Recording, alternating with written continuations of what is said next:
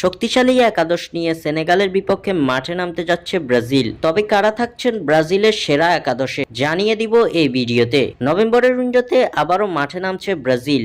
Asia সফর শেষে এবার ব্রাজিলের সামনে রয়েছে আফ্রিকান চ্যালেঞ্জ।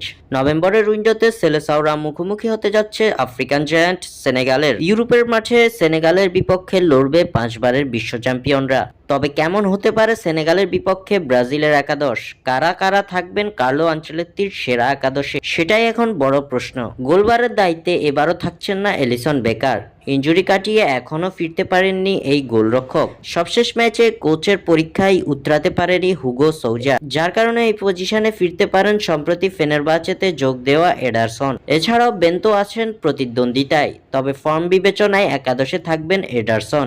সেন্টার ব্যাক নিয়ে মধুর সমস্যায় পড়তে হবে কার্লো আনচেলত্তিকে। মিলিতাও, মেগালহাস, মার্কুইনোস সবাই আছেন ফর্মের তুঙ্গে। তবে মার্কুইনোস মেগালহাস জুটি দেখা যাবে সেনেগালের বিপক্ষে। রাইট ব্যাকে ইনজুরি কাটিয়ে ওয়েসলি ফিরলেও ইনজুরিতে পড়েছেন ভ্যান্ডারসন। এছাড়াও সবশেষ ম্যাচে দলে ছিলেন বিতিনহো, তাই রাইট ব্যাকে ওয়েসলিকে নিয়েই একাদশ সাজাতে পারেন কোচ। অপরদিকে দক্ষিণ কোরিয়া ম্যাচের পর ডগলাস সান্তোসকে লেফট ব্যাকে নিয়েই শুরু করার সম্ভাবনা আছে ব্রাজিলের। মাঝ মাঠে দুই প্রহরী হিসেবে থাকবেন ক্যাসেমিরো ও ব্রুনো গুইমারেস। এই জায়গায় পরীক্ষা নিরীক্ষা চালাবেন না কোচ।